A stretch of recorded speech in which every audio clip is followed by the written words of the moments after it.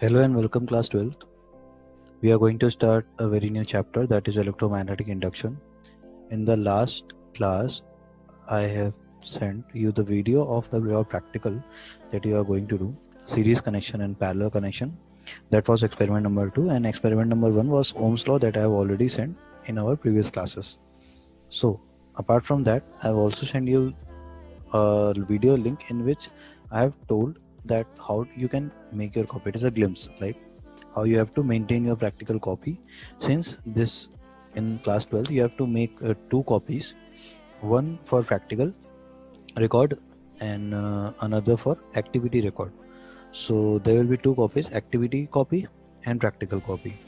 So you have to maintain that. Okay, your 30 marks depends on your practicals that will going to be held on like in January or December or January, somewhat around there, and that will be of 30 marks. And you already know the marking scheme, how will be marked. 30 में से बहुत सारा मतलब कुछ part viva का होता है, कुछ पार्ट आपकी कॉपी का होता है, कुछ पार्ट आपने कैसे प्रैक्टिकल किया उसका होता है, एंड समवॉट लाइक दैट. तो उसमें एक्टिविटी करनी होगी आपको और प्रैक्टिकल करने होंगे.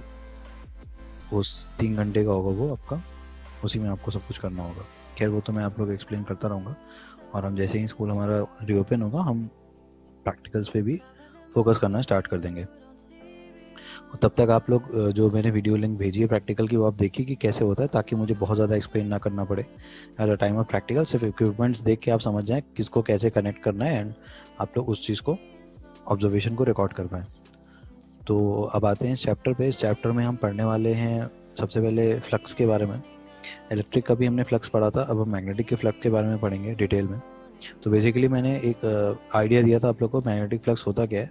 मैग्नेटिक लाइंस जो कि एक एरिया से पास हो रही होती हैं. अब उसकी अगर डेफिनेशन पे आए हम, पहली चीज़ तो ये मैग्नेटिक फ्लक्स क्वांटिटी पढ़ने की ज़रूरत क्यों पड़ी. देखा गया था कि अगर कोई आपका बार मैग्नेट है, फॉर एग्जांपल बार मैग्नेट है, मैं लाइंस आप इमेजिन कर लो, मैं यहाँ पे एक बार मैग्नेट अगर बना दूँ, इस तरह का एक बार मैग्नेट है, तो इसमें जो लाइंस होती हैं वो किस तरीके से होती हैं आप जानते हो. इस तरीके से मतलब ऐसे होती हैं मैग्नेट लाइंस. एरो आप बना सकते हो अकॉर्डिंग टू, एरो कैसे लगेगा, वो तो नॉर्थ कहाँ रख रहे हो साउथ कहाँ रख रहे हो उस पर डिपेंड करेगा एरो.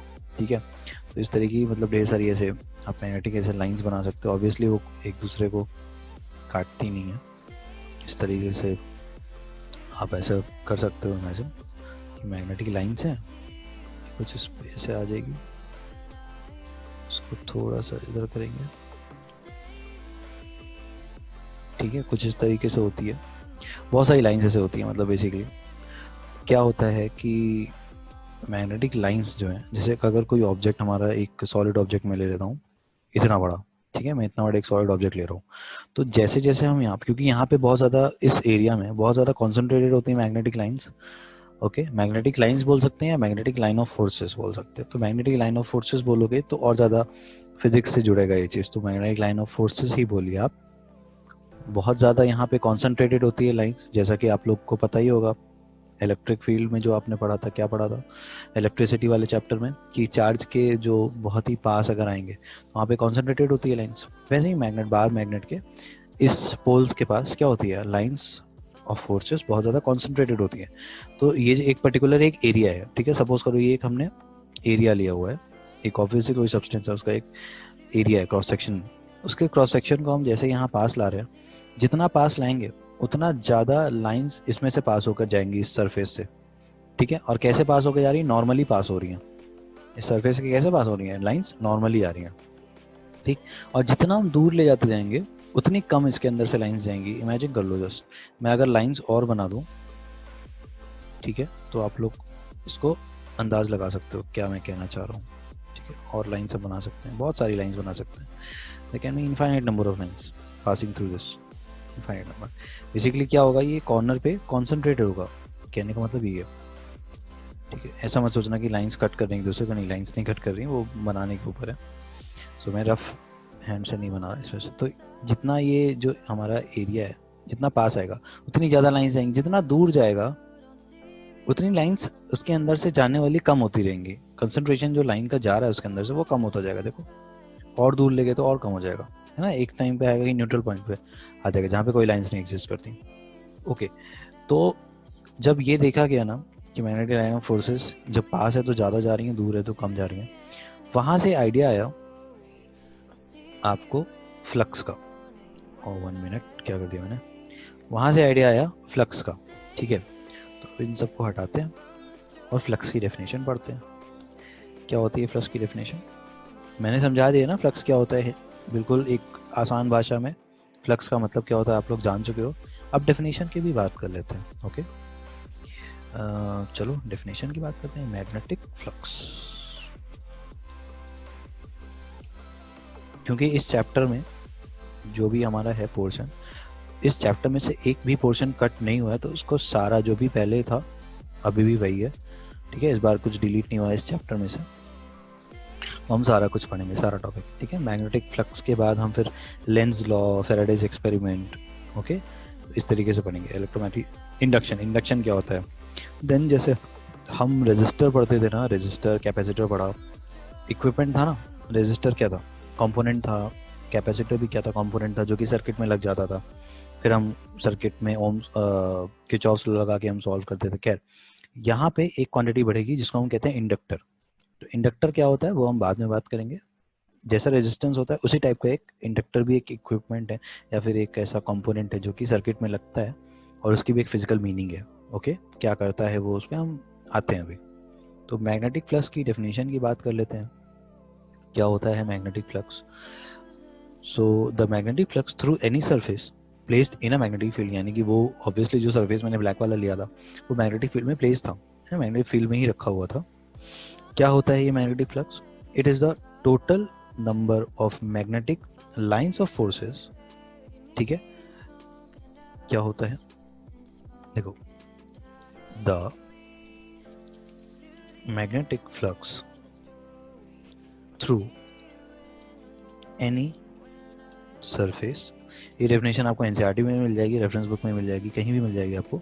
डेफिनेशन से हम छेड़छाड़ नहीं करते, डेफिनेशन की मतलब मैंने बता दिया आप लोगों को। सिर्फ और सिर्फ डेफिनेशन को प्रॉपरली ऐसे ही लिखिएगा। अगर डेफिनेशन कहीं भी एक मार्क्स में पूछता है, ठीक है, और कभी कभी ऐसा होता है, ज़रूरी नहीं पेपर बहुत टफ बनता है, ठीक है, कभी कभी 1 मार्क्स के क्वेश्चन में सिंपल डेफिनेशन भी पूछ ली जाती है।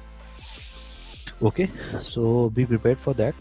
और न्यूमेरिकल्स तो मैंने बता ही दिया है, लगाना बहुत इंपॉर्टेंट है, और डेरिवेशंस तो ऑब्वियसली हैं ही। तो चलिए आगे बढ़ते हैं डेफिनेशन के साथ। तो magnetic flux through any surface placed in a magnetic field, placed in a magnetic field, okay, is the total number of magnetic lines, magnetic lines लिखूं, magnetic line of forces लिख देता हूं, वो ज़्यादा सही रहेगा। forces crossing this surface normally, ठीक है। And this is the end of definition. आपकी डेफिनेशन क्या कह रही है? The magnetic flux through any surface placed in a magnetic field is the total number of magnetic lines. हमें ध्यान किस पे देना है? The total number of magnetic lines of forces crossing this surface normally. समझ में आ गया? सो इसको हम मेजर कैसे करते हैं? ऑब्वियसली अगर ये क्वांटिटी है तो इसका कुछ मैग्नीट्यूड भी होगा ना, इसको मेजरमेंट करने का कोई तरीका होगा। तो it is measured as the product of component of magnetic field normal to the surface and the surface area. ठीक, हम इसका कैसे निकालते हैं? इसके आगे एक लाइन और बढ़ेगी, डेफिनेशन में नहीं आएगा ये, उसके आगे एक्सप्लेनेशन में आप जोड़ सकते हो। इट इज मेजर्ड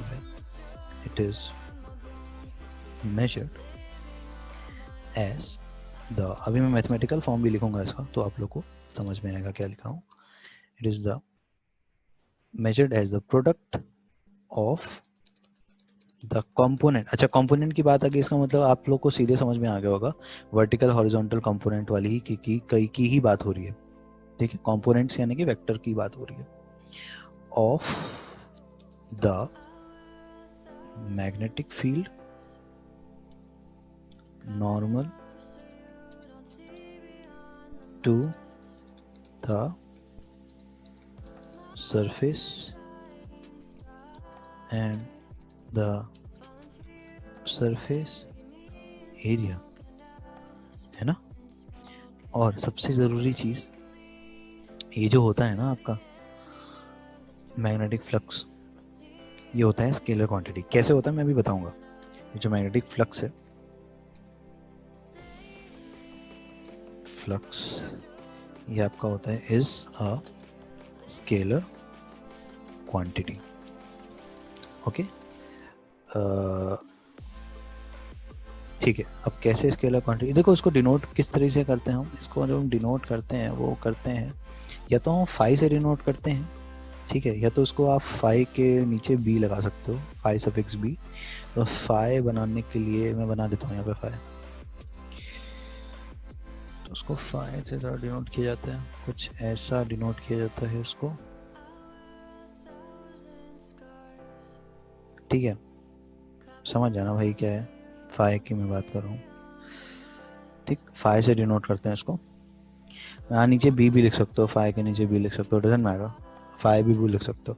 कुल मिला के बस ये है कि इलेक्ट्रिक फ्लक्स और मैग्नेटिक फ्लक्स में कंफ्यूज मत हो जाना। तो उसको भी हम इलेक्ट्रिक फ्लक्स को भी फाई से डिनोट करते हैं, तो उसको फाई सफिक्स ई ले लो और इसको फाई सफिक्स बी ले लेना, ताकि पता चले इलेक्ट्रिक फ्लक्स अलग चीज़ है और मैग्नेटिक फ्लक्स अलग चीज़ है। ओके, सो अगर यूनिफॉर्म मैग्नेटिक फील्ड पास हो रही होगी normally through a plane surface area, जिसका कि एरिया कितना है, ए, कैपिटल ए, ठीक। जैसे फॉर एग्जांपल अगर सपोज करो कि एक यूनिफॉर्म मैग्नेटिक फील्ड, ठीक है, यूनिफॉर्म मैग्नेटिक फील्ड लगी हुई है, तो uniform magnetic field B vector मान लो, वेक्टर है, ठीक है, बी पे वेक्टर है, मत भूलना ये चीज़। तो बी पासिस नॉर्मली, ठीक है। अगर suppose if a uniform magnetic field, मैं बोल रहा हूँ आप लोग, if a uniform magnetic field B vector, ये तो बी वेक्टर जो लिखा है ये यूनिफॉर्म मैग्नेटिक फील्ड है, ठीक है, passes normally through एक second, through a plane surface, to a plane surface area, कितना, कैपिटल ए, ठीक, कैपिटल ए। सो इसको मैं बना देता हूँ, मतलब इसको मैं वर्ड्स में लिख के इसको मैं डायग्रामेटिकली भी बना देता हूँ। फॉर एग्जांपल अगर हमारे पास ये एक सरफेस एरिया है, मतलब ये एक एरिया है इस तरीके से, और इसमें से जो यूनिफॉर्म मैग्नेटिक फील्ड है वो इस तरीके से निकल के आ रही है। सपोज कर लो आप, मैं ऐसा दिखा देता हूँ उसको, इस तरीके से आ रही है यूनिफॉर्म मैग्नेटिक फील्ड, ठीक। एक बेसिक आइडिया मैंने एक शायद लास्ट टू लास्ट जो एक वीडियो में मैंने दिया हुआ है, ठीक। सपोज कर लो कि इसका एरिया जो है ए है, क्रॉस सेक्शन, ये एरिया ए है, ठीक है, इसका एरिया ए है, और ये जो मैग्नेटिक फील्ड है ये बी वेक्टर है। और आपको मैंने एक बार बताया है ना कि एरिया जो होता है ना, it is a vector quantity. Physics में हम जब भी एरिया की बात करेंगे तो हमेशा वेक्टर क्वांटिटी, क्योंकि अल्टीमेटली एरिया वेक्टर की बात हो जाती है। So it is a vector quantity, area भी एक वेक्टर क्वांटिटी है, मैग्नेटिक फील्ड हमारी बी जो है यूनिफॉर्म वो भी एक वेक्टर क्वांटिटी है। तो कभी भी दो वेक्टर क्वांटिटी का जो डॉट प्रोडक्ट होता है वो स्केलर आता है, इस वजह से वो हमारा फ्लक्स जो है स्केलर है। ये जो हमारे यहाँ पे भी इसका जो मैग्नीट्यूड निकालने का हमारा एक्सप्रेशन होता है, तरीका क्या लिखा हुआ है, it is measured as a product of component of magnetic field normal to the surface and the surface area, ठीक। सो देखो इस एरिया के जो हमारा मैग्नेटिक फील्ड है, क्या ये नॉर्मल है इस सरफेस एरिया के, बिल्कुल है ना नॉर्मल। नॉर्मल मतलब क्या, कि मतलब परपेंडिकुलर, तो देखो है बिल्कुल इस तरीके से, अगर देखा जाए तो इसे नॉर्मली आ रहा है। चलो अब इस सरफेस के नॉर्मली है, तो इसका जब हम एक्सप्रेशन निकलेंगे, मतलब ये तो वर्ड्स में लिखा था, अगर हम इसको इसके आगे ही लिखते हैं, अगर हम इसको अब आगे बढ़ाना चाहें तो हम क्या लिख सकते हैं कि फाई, यानी कि ये जो क्वांटिटी है फाई, इसको उठा के यहाँ ले, अरे भाई तो अलग ही हो गया, कोई बात नहीं, इसको यहीं पड़े रहने दो। तो मैं वर्ड्स में लिख देता हूँ फाई इज इक्वल टू, क्या हो जाएगा, बी इंटू ए, ठीक। ये मैग्नीट्यूड फॉर्म में मैंने लिखा हुआ है, बी इंटू ए, वेक्टर वेक्टर नहीं है अभी, ठीक है। तो इस केस में ये हमारा एक्सप्रेशन आएगा। अगर केस ऐसा है तो हमारा एक्सप्रेशन मैग्नेटिक फ्लक्स का ये हो जाएगा। तो ये होगा आपका फ्लक्स। तो आपसे अगर आपसे पूछा जाए फ्लक्स कितना है इसका, तो आप इस क्वांटिटी से बता पाओगे। बट क्या होता अगर आपका ये जो एरिया है थोड़ा सा टिल्टेड होता, मतलब यूनिफॉर्म मैग्नेटिक फील्ड तो ऐसी ही है जैसे है, बट आपका एरिया थोड़ा सा टिल्टेड होता, क्योंकि हम तो टिल्टेड यहाँ से टिल्ट वैसे तो नहीं हो पाएगा, ठीक है, ऐसे घुमा नहीं सकते, रोटेशन का उसमें ऑप्शन नहीं है। कोई बात नहीं, अगर ये हमारा एरिया ऐसे टेढ़ा रखा होता, इस तरीके से रखा होता, सपोज कर लो, ठीक है, टेढ़ा अगर रखा होता, तो वो जो आपका मैं अगर बताऊं, देखो यहाँ पे देखो एरिया, अगर हम इसका एरिया वेक्टर की बात करें तो इसका एरिया वेक्टर किधर से निकल के आएगा, ऐसा निकल के आएगा ना, ये इसको दूसरे कलर से ही दिखा देते हैं, रुको हम बताते हैं। अगर हम एरिया वेक्टर की बात करें, इसको मैरून से दिखा देते हैं। इसका ये एरिया वेक्टर इस तरीके से है, तो एरिया वेक्टर और मैग्नेटिक फील्ड के बीच कितना एंगल है, 0 डिग्री का एंगल बन रहा है, ठीक है, ठीक है, समझ में आ रहा है ना।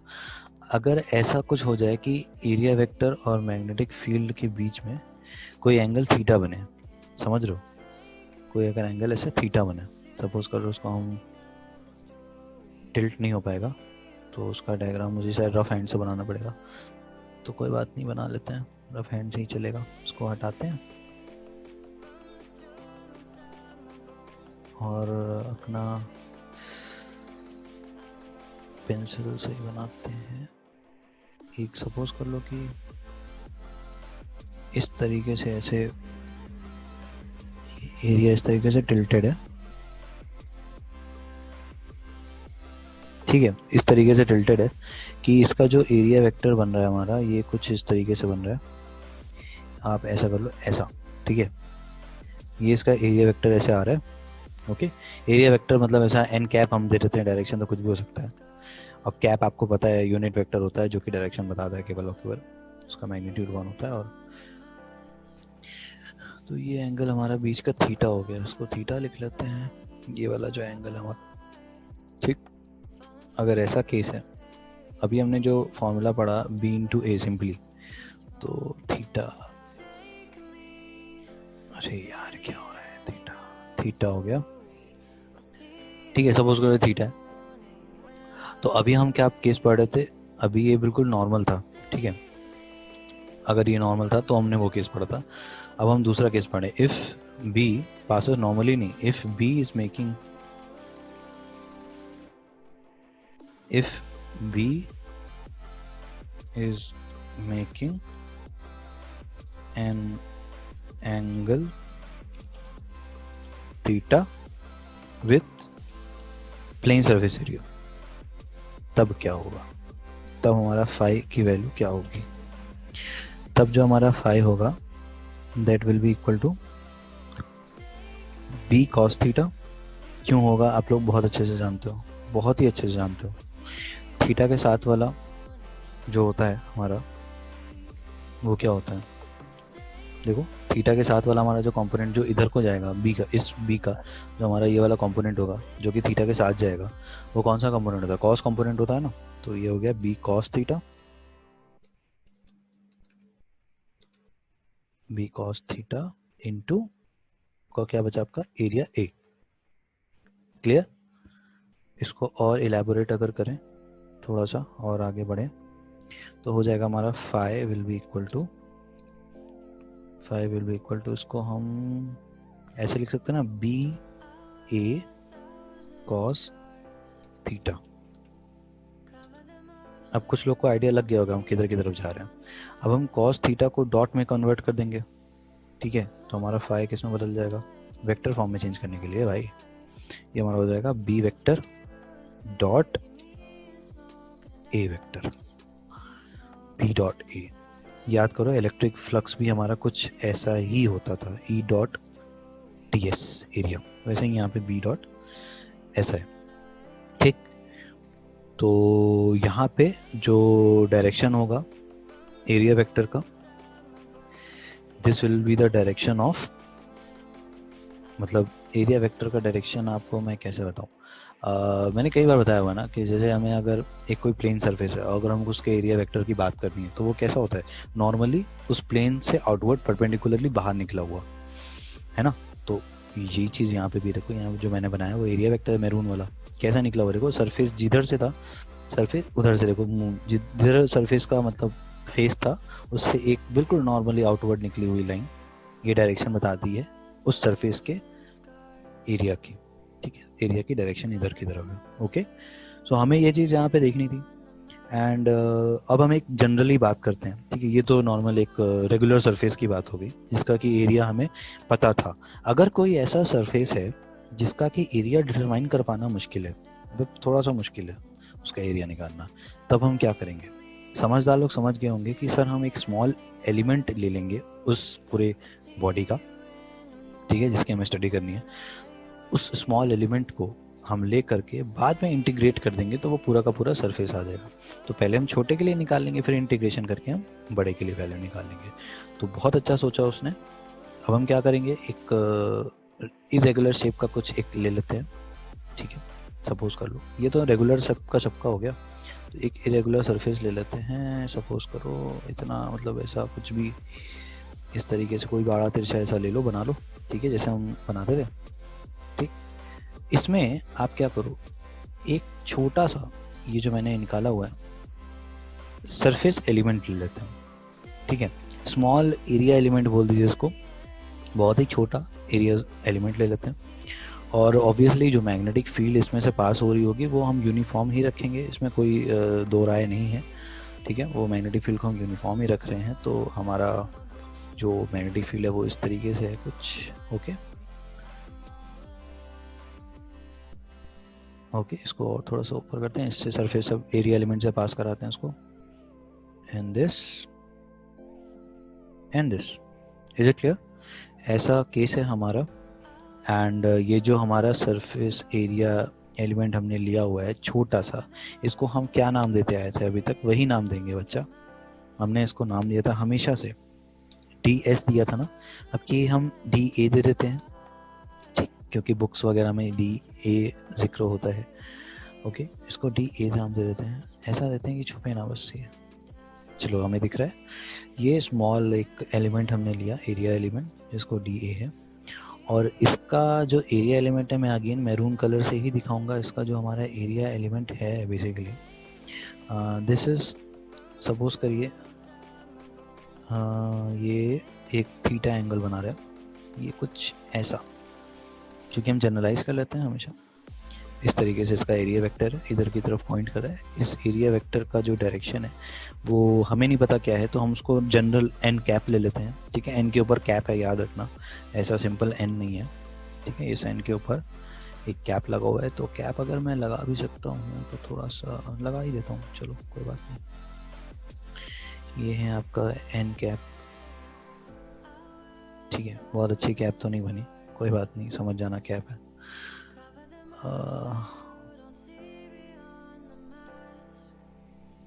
ओके, ये एन कैप है, बहुत बहुत ही गंदा कैप है, लेकिन कोई बात नहीं, ये एन कैप है।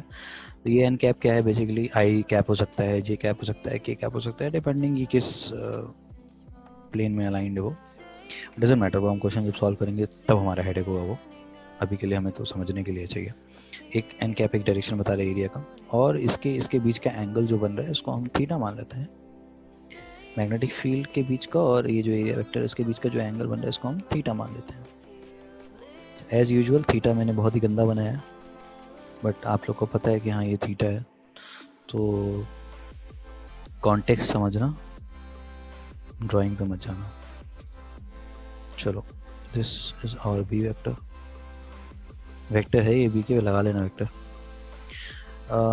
ओके, तो दिस इज वी हैव, और इसका जो टोटल एरिया है वो कैपिटल ए है, ये भी हम लिख लेते हैं यहाँ पे तो बेटर ही रहेगा।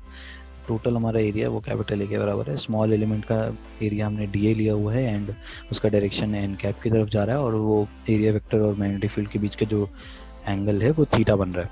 Okay, so now in general हम ले रहे हैं ऑब्वियसली फील्ड जो हमारा बी वेक्टर है, ठीक है, ओवर एन एरिया, अगर मतलब इसको जरूरी नहीं है यूनिफॉर्म ही होगी, नॉन यूनिफॉर्म भी हो सकती है, बट हम स्टडी कर रहे हैं यूनिफॉर्म के लिए।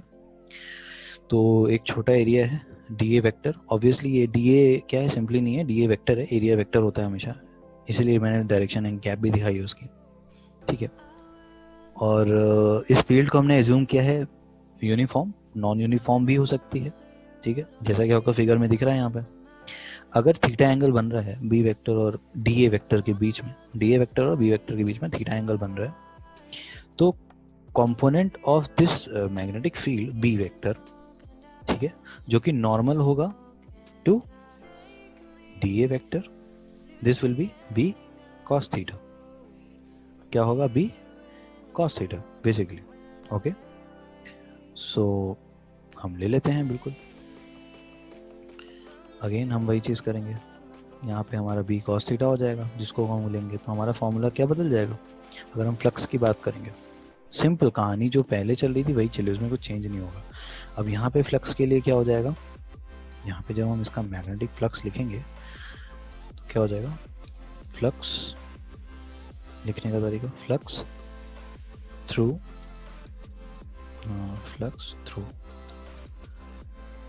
Area element D A vector, obviously vector लगा लेना आप लोग, इज किस तरीके से देगा। अब बताओ छोटे एरिया से कितना छोटा फ्लक्स जाएगा, छोटे एरिया से छोटा ही फ्लक्स तो निकलेगा ना, ऐसा तो नहीं बड़ा फ्लक्स निकल जाएगा छोटे एरिया से।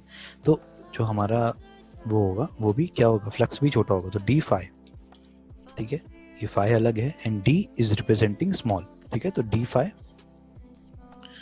तो मैं डी फाई ये हो जाएगा हमारा इज इक्वल टू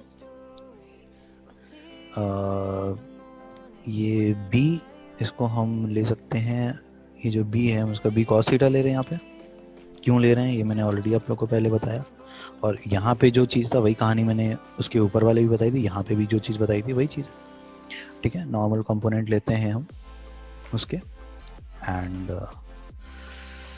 अगेन ये हमारा इनटू मल्टीप्लाई बाय क्या हो जाएगा, D A. Is it clear? ये डॉट हम नहीं लगाते, मल्टीप्लाई लगाएंगे, अभी डॉट नहीं आया हुआ है, ठीक है। तो मल्टीप्लिकेशन में चल रहा है सब कुछ, इनटू डी ए, और ये डी ए क्या है आप लोग बखूबी जानते हो। तो थोड़ा सा और आगे बढ़ते हैं इसी में, ठीक, इसी में थोड़ा सा और आगे बढ़ते हैं, इसको थोड़ा सा और मॉडिफाई करते हो तो हम क्या लिख सकते हैं, B into d A cos theta लिख सकते हैं, बिल्कुल, है ना।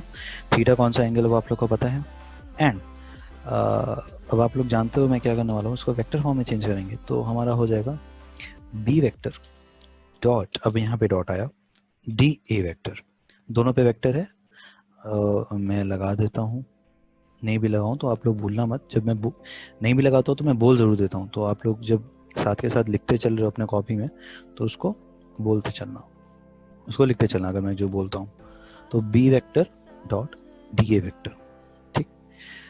अब अगर हम बात करें पूरे के पूरे होल फ्लक्स की, पूरे के पूरे एरिया के थ्रू कितना, इस पूरे एरिया के थ्रू कितना फ्लक्स जा रहा है, तो हम टोटल फ्लक्स लिख दें इसको क्या, तो टोटल फ्लक्स की बात कर लेते हैं। टोटल फ्लक्स कितना है, टोटल फ्लक्स हमारा ये हो जाएगा, this total flux will be equal to total flux तो होल एरिया, मतलब टोटल फ्लक्स समझ रहे हो ना, पूरे एरिया से कितना फ्लक्स जा रहा है, this will be equal to ये हो जाएगा आपका फाई, ऑब्वियसली डी फाई जो है फाई में चेंज हो जाएगा, और क्या होगा, इस छोटे से एलिमेंट का हम करेंगे इंटीग्रेशन, तो इसको लिखने के लिए यहाँ पे इंटीग्रेशन साइन लगा देते हैं पहले, ठीक है। इंटीग्रेशन साइन हमारा कुछ इस तरीके से होगा,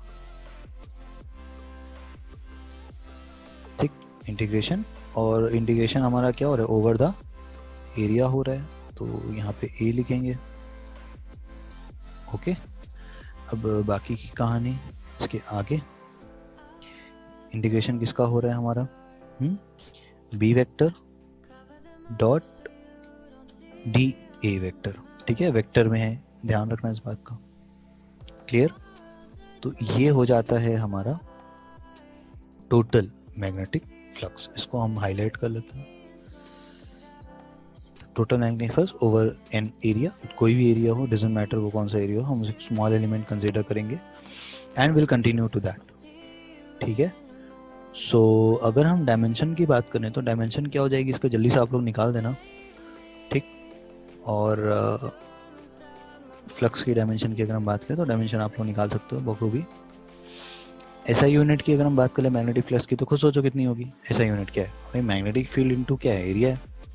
तो आपका मैग्नेटिक फील्ड जो होता है वो होता है टेस्ला में। ठीक, और एरिया की तो आप जानते ही हो, तो क्या हो गया, टेस्ला मीटर स्क्वायर, एरिया की यूनिट मीटर स्क्वायर है तो टेस्ला मीटर स्क्वायर हो गया, सिंपल। और आप लोग को ये भी पता होगा, मैंने बताया था कि मैग्नेटिक फील्ड की जो यूनिट होती है वो वेबर पर मीटर में भी होती है, वेबर पर मीटर स्क्वायर। ठीक है, तो वेबर पर मीटर स्क्वायर, तो ये होती है आपकी मैग्नेटिक फील्ड की यूनिट अगर हम बात करें उसकी। तो यहाँ पे क्या हो जाएगा, यहाँ पे हम बस टेस्ला की जगह हम वेबर पर मीटर स्क्वायर भी लिख सकते हैं। तो अल्टीमेटली जो हमारी मैग्नेटिक फ्लक्स की यूनिट आती है वो आती है वेबर, वेबर में। अगर टेस्ला में पूछा जाए तो टेस्ला इनटू मीटर स्क्वायर हो जाएगा। तो 1 वेबर इज इक्वल टू, जो यूनिट होती है हमारी 1 वेबर जो होती है, 1 वेबर हम VBER होती है, नहीं सॉरी WEBER होती है, तो हम उसको VB लिखते हैं। ठीक है, इस तरीके से लिखते हैं, ऐसे तो कैपिटल होता है, वेबर इस तरह से लिखते हैं, 1 weber is equal to 1 tesla meter का स्क्वायर। टेस्ला मीटर का स्क्वायर कहाँ से है भाई, मैग्नेटिक फील्ड की यूनिट टेस्ला होती है और एरिया की मीटर स्क्वायर होती है, तो बस कंबाइन करके आ गया और ये 1 वेबर के बराबर होता है। यहाँ से यूनिट निकल आती है मैग्नेटिक फील्ड की वेबर की, तो वेबर पहली बार यहीं पे इंट्रोड्यूस होता है, तो इसको भी लिख लो, ये यूनिट की बात हो रही थी। ठीक है, ऐसा यूनिट क्या, ओके, तो ये तो ऐसा यूनिट की बात होगी। सीजीएस में भी आप लोग निकाल ही सकते हो। ठीक, तो देखो पॉजिटिव और नेगेटिव फ्लक्स भी होता है। कैसे पॉजिटिव और नेगेटिव, सपोज करो अगर मैग्नेटिक जो आपका एरिया वेक्टर है और मैग्नेटिक फील्ड के बीच का एंगल अगर 0 डिग्री है तो पॉजिटिव फ्लक्स आएगा, क्योंकि कॉस थीटा आता है ना, तो कॉस 0 तो 1 होता है। बट अगर हमारा एंगल 180 डिग्री हो जाए दोनों के बीच का, यानी कि एरिया वेक्टर एक इधर डायरेक्शन में है, इधर की डायरेक्शन में एरिया वेक्टर और मैग्नेटिक फील्ड इधर की डायरेक्शन में, जैसे है ये इधर की डायरेक्शन में और एरिया वेक्टर इधर की डायरेक्शन में, तो दोनों के बीच का एंगल 180 डिग्री हो जाएगा। एंड 180 डिग्री जैसे वो हो गया, आपका जो कॉस 180 डिग्री होता है वो -1 होता है, तो वहाँ से नेगेटिव फ्लक्स आ जाता है हमारा। Is it clear? तो अगर ये वाला मॉड्यूल आप लोग का क्लियर है ना, मैंने थोड़ा सा आप लोग को इलेबोरेट करके बताया, वैसे तो बहुत ही छोटी चीज़ थी, तो इसको आप लोग ज़रूर अपने कॉपी में नोट करते चलो। इसके बाद हम बात करते हैं इलेक्ट्रोमैग्नेटिक इंडक्शन होता क्या है, मतलब ये क्या है आखिर, ये फिनोमेना क्या है। ये तो फ्लक्स हमने पढ़ लिया, बट इंडक्शन क्या होता है। इंडक्शन का वर्ड का मतलब तो सबने कहीं ना कहीं सुना ही होगा, फिजिक्स में पहली बार सुन रहे हैं बट रियल लाइफ में सुना है। इंडक्शन कुकर होता है, इंडक्शन चूल्हा होता है, क्या होता है इंडक्शन क्या। इंडक्शन बेसिकली बिना कांटेक्ट किए एक चीज़ को यहाँ से वहाँ ट्रांसफ़र करना इज़ नोन एज इंडक्शन। ठीक है, जैसे आपका जो इंडक्शन होता है, इंडक्शन चूल्हा जिसमें गैस इंडक्शन जो होता है जिसमें खाने वाने बनता है, उसमें क्या होता है, उसमें एक प्लेट लगी होती है और नीचे अंदर अगर किसी ने खोल के देखा होगा, फिर कभी किसी दुकान पे गया होगा, खुला हुआ पड़ा हुआ देखा होगा रिपेयरर के पास, उसके अंदर कॉइल होती है। ठीक है, वो कॉइल क्या करती है, हीट प्रोड्यूस करती है, और वो कॉन्टैक्टलेस होता है बिल्कुल। वो तो आप अपना बर्तन रखते हो उस प्लेट पे ना, जो कि ऊपर ग्लास लगा होता है, ग्लास की शीट उस पर आप रखते हो, बट एक्चुअली में जब खोल के देखोगे तो उस ग्लास शीट में और नीचे जो कॉइल होता है उन दोनों के बीच में एक एयर मतलब गैप होता है। वो ऐसा नहीं कि वो एक दूसरे से कॉन्टैक्टेड होता है, कॉन्टैक्ट नहीं होता, गैप होता है। तो इंडक्शन उसी को कहते हैं, वो भी एक बेसिक, तो रियल लाइफ में जो आपने इंडक्शन देखा है वो है। फिजिक्स में आप पढ़ने जा रहे हो तो फिजिक्स में क्या होता है ये समझ लो। तो इंडक्शन इज द फिनोमिना जिसमें कि आपकी ईएमएफ इंड्यूस होती है। ईएमएफ समझ रहे हो, इलेक्ट्रोमोटिव फोर्स, वो प्रोड्यूस होती है। इंड्यूस का दूसरा वर्ड होता है प्रोड्यूस होना, प्रोडक्शन। ठीक है, induction means production. So the phenomena of electromagnetic induction, the phenomena of production of induce EMF ऐसे कह सकते हैं इलेक्ट्रोमैग्नेटिक इंडक्शन का जो डेफिनेशन है, द फिनोमेना या फिर the process of production of induced EMF due to a change in magnetic flux linked with a closed circuit, it is known as electromagnetic induction. Electromagnetic induction का definition क्या होता है, फिर से मैं बोल रहा हूँ, induced the production of induced EMF, ठीक है, इंड्यूस्ड ईएमएफ अगर प्रोड्यूस हो रहा है इसका मतलब इनडायरेक्टली करंट प्रोड्यूस हो रहा है, ठीक है, ईएमएफ जनरेट हो रहा है इसका मतलब करंट जनरेट हो रहा है, ऐसा समझो। सो किस वजह से हो रहा है, due to the change of magnetic flux, तो इसीलिए मैग्नेटिक फ्लक्स हमने पहले पढ़ा, मैग्नेटिक फ्लक्स के चेंज होने की वजह से करंट इंड्यूस हो रहा है, इसी प्रोसेस को हम क्या बोलते हैं, इलेक्ट्रोमैग्नेटिक इंडक्शन। समझ गए, व्हाट इज द डेफिनेशन, मैं लिख भी दूंगा अभी, इसको मैं हटाता हूँ क्योंकि हमारे पास अब ये सारी चीज़ें हमने ऑलरेडी पढ़ ली है, तो इसको हम हटा देते हैं। ओके, इसको हम हटाते हैं, रब करते हैं सब कुछ और आगे बढ़ेंगे।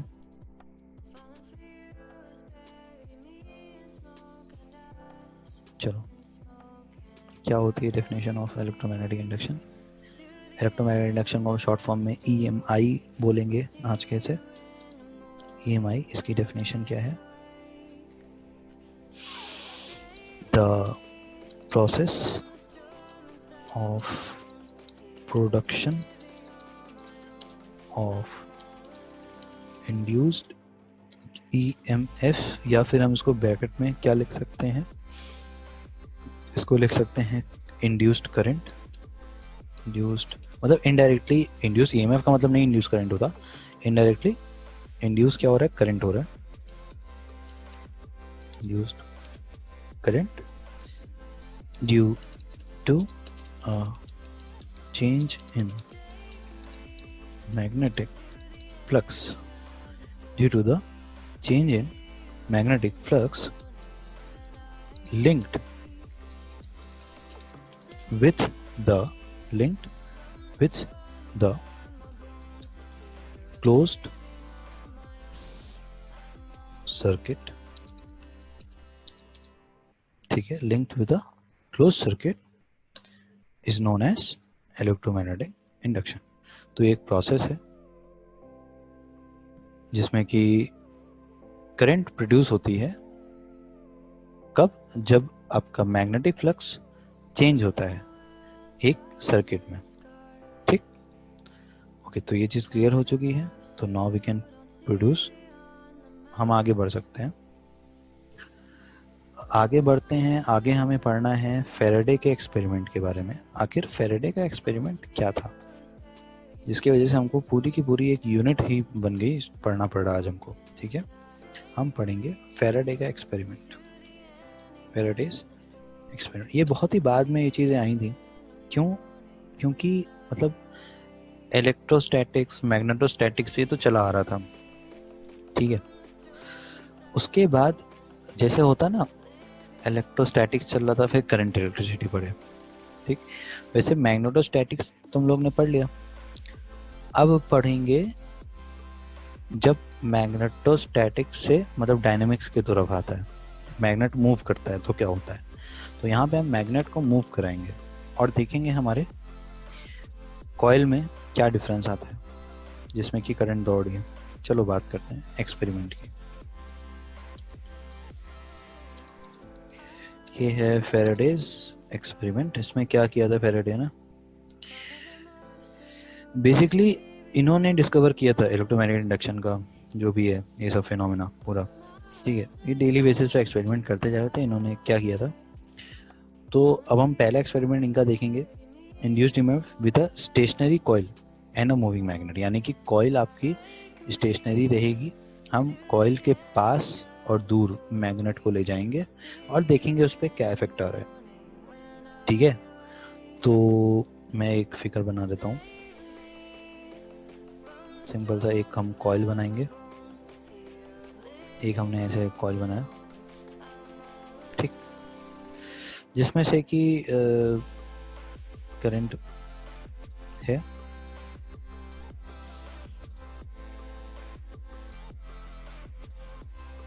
यही चेक करना है हमको करंट है कि नहीं। सो हम यहाँ पे चेक करने के लिए करंट है कि नहीं क्या लगा देंगे, एक बहुत ही ज़्यादा सेंसिटिव, जो कि छोटे ही अमाउंट करंट अगर हल्का सा भी आए तो उसको डिटेक्ट कर ले, गैल्वेनोमीटर लगाएंगे। ठीक है, गैल्वेनोमीटर लगा रहे थे, बहुत ही एक सेंसिटिव गैल्वेनोमीटर लगा देंगे। इसको कंप्लीट कर देते हैं, फिगर मैं बना लेता हूँ, फिर उस पर बात करते हैं। देखो ये एक्सपेरिमेंटल सेटअप था जो कि फेरेडे ने परफॉर्म किया था। इस तरीके से उन्होंने कॉइल ली थी जहाँ पे गैल्वेनोमीटर लगा हुआ था। अभी हमें पता नहीं है गैल्वेनोमीटर में डिफ्लेक्शन किधर की तरफ आया, इसलिए मैंने एरो नहीं बनाया अभी। ठीक, ये मैग्नेट का नॉर्थ पोल हम कॉइल की तरफ एक v वेलोसिटी से लेके आए। ठीक, क्या किया हमने, मतलब हमने नहीं किया, ऑब्वियसली फेरेडे ने किया था, कि इन्होंने नॉर्थ पोल उस मैग्नेट का v वेलोसिटी से उस मैग्नेट को एक कॉइल की तरफ लेकर के आया जिसमें कि एक बहुत ही सेंसिटिव गैल्वेनोमीटर लगा हुआ था। तो हुआ क्या, उन्होंने ऑब्जर्व किया कि when the north pole of a strong bar magnet is moved towards this coil, the galvanometer shows a deflection. the galvanometer में deflection शो किया। इधर किया, अभी मैं बताता हूँ। उसने किया right of the zero. Zero किधर होता है, बिल्कुल मिडिल में होता है, जीरो के राइट साइड में किया, यानी कि डिफ्लेक्शन कैसा हुआ गैल्वेनोमीटर में, ऐसा हुआ। ठीक है, जीरो बिल्कुल मिडिल में होता है, इधर की तरफ डिफ्लेक्शन हुआ। तो लोग को अगर दिख रहा होगा यहाँ पे, ठीक, हम क्या कह सकते हैं, अगर इससे रिफ्लेक्शन है यानी कि करंट किधर से किधर फ्लो हो रही है, करंट ऐसे जा रही है, करंट ऐसे जा रही है। ठीक है, इसमें करंट ऐसे गई होगी ऊपर, फिर करंट इधर गई होगी, फिर करंट इधर आई होगी, फिर करंट ऐसे नीचे आई होगी इधर की तरफ, फिर करंट ऐसे गई होगी, एंड ये साइकिल गोज ऑन इस तरीके से। हुआ क्या, हमने देखा, देखो क्या हुआ, यहाँ पे एक तरीके का इलेक्ट्रोमोटिव फोर्स आया, उसकी वजह से क्या हुआ, करंट जनरेट हो गया। ठीक, किसकी वजह से हुआ, सिर्फ और सिर्फ मैग्नेट को कॉइल के पास ले आने से। अब आप लोग जानते हो ना, जितना ज़्यादा आपका मैग्नेट किसी एक सरफेस एरिया के पास होगा, उतनी ज़्यादा उस सरफेस से मैग्नेटिक लाइंस जाएंगी, यानी कि हमारी मैग्नेटिक फ्लक्स चेंज हुई ना।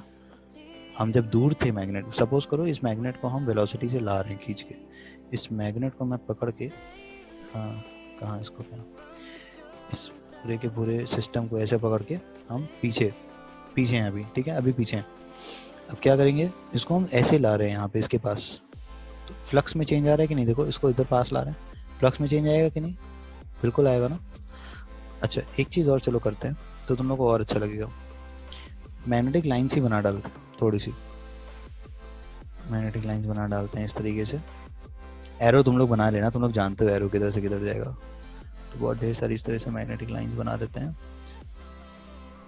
ठीक है, मैं एक रफ डायग्राम बना रहा हूँ, तो थोड़ा सा डायग्राम अगर थोड़ा सा कोइंसाइड करता हुआ दिखा तुम लोग मैग्नेटिक लाइंस, तो ऐसा मत ऑब्जेक्शन रेज करना कि सर ये तो गलत है, मतलब एक्सप्लेनेशन के तौर पे बना रहा हूँ।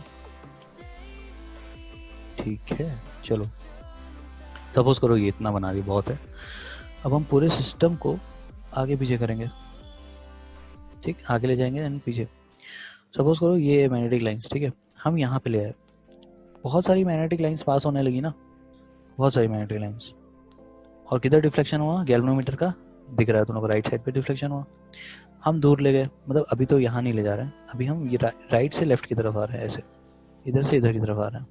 तो मैग्नेटिक फ्लक्स में चेंज है ना, देखो जब ऐसे आ रहे हैं, देखो पहले इतना ही लाइंस पास हो रही है इस कॉइल से थ्रू, इस एरिया के थ्रू, फिर इतनी होने लगी, फिर इतनी होने लगी, और ज़्यादा होने लगी ना।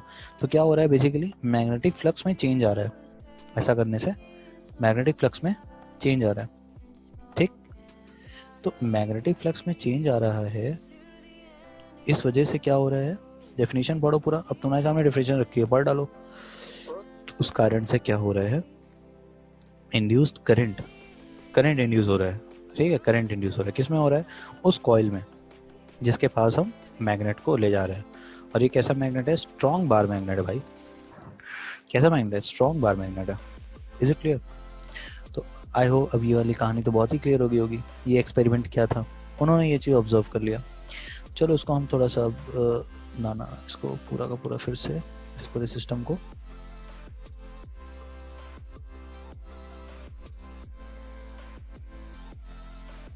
ओहो, गड़बड़ हो गया, कोई बात नहीं, चलो मैं फिर से बना लूँगा। चलो दूसरा क्या देखा गया, पहले हम पास ला रहे थे मैग्नेट को, अब हम पास ले आ चुके हैं, अब हम दूर ले जाएंगे। ठीक, तो जैसे ही दूर ले गए, मतलब पास यहाँ तक आ चुके थे ना हम, अब दूर ले जाएंगे मैग्नेट को, यानी कि अपोजिट वेलोसिटी देंगे मैग्नेट को। जब दूर ले जा रहे थे नॉर्थ पोल को इस कॉइल से, तो हुआ क्या पता है, इस कॉइल पे क्या इफेक्ट आया, इस कॉइल पे ये इफेक्ट आया कि करंट की पोलैरिटी, मतलब करंट की डायरेक्शन ही चेंज हो गई। समझ रहे हो मेरी बात, अभी गैल्वेनोमीटर का तुमको दिख रहा होगा ना, इधर की तरफ है, बट जैसे ही हम इधर ले गए इसको, राइट से, मतलब यहाँ था, यहाँ तक ला चुके थे ना, अब हम इधर की तरफ ले गए, तो हुआ क्या, इसको यहाँ था इधर की तरफ ले गए, वेलोसिटी का तुम लोग को दिख भी रहा होगा यहाँ पे, इधर की तरफ ले गए, हुआ क्या देखो, हुआ ये कि आपकी, कहते हैं ना वो, ये जो मीम है, जज्बात बदल गए पूरी दुनिया पलट गई, तो वही हो गया, पूरे दुनिया ही पलट गई, डायरेक्शन ही चेंज हो गया। ये पाकिस्तानी वाला नहीं है, एक जज्बात बदल दिए, दुनिया बदल दी, पुलेरमान बदल दिए, वही सब कुछ यहाँ पे भी हो गया। देखो करंट की डायरेक्शन पलट सी गई बिल्कुल, ऐसा हो गया, ऐसा ऐसा ऐसा, कैसा, ऐसा। ठीक है, चलो तुम लोग को ये एक्सपेरिमेंट तो चलो समझ में आ गया क्या किया था फैराडे ने, कोशिश किया हमने थोड़ा सा एलेबोरेट करने का इस फॉर्म में, तो हो सकता है तुम लोग को थोड़ा इनोवेटिव लगे। और हमने इस वीडियो में एक चीज़ और ऐड करी कि तुम लोग के लिए बैकग्राउंड म्यूजिक डाल दिया, थोड़ा सा एंजॉय करो म्यूजिक भी और पढ़ाई भी। तो आई होप तुम लोग को अगर अच्छा लगे तो लाइक पे कर देना, और थोड़ा सा बस लाइक कर देना ताकि मुझे लगे कि हाँ ठीक है। और एक और चीज़ है, अगर हम वेलोसिटी दे ही ना, यानी कि सिंपली ऐसे इसको ऐसे ही छोड़ दें, तो क्या होगा, तो चलो इसको हटाते हैं, वेलोसिटी वाले पार्ट को हटा देते हैं, और बाकी जो पूरा सेटअप है उसको ऐसे ही रख देते हैं हम ले जाके किनारे, इस तरह से ऐसे ही रख दिया। सपोज वेलोसिटी 0 है, सपोज कर लो ऐसा है, इस तरीके से मतलब सिस्टम है हमारा।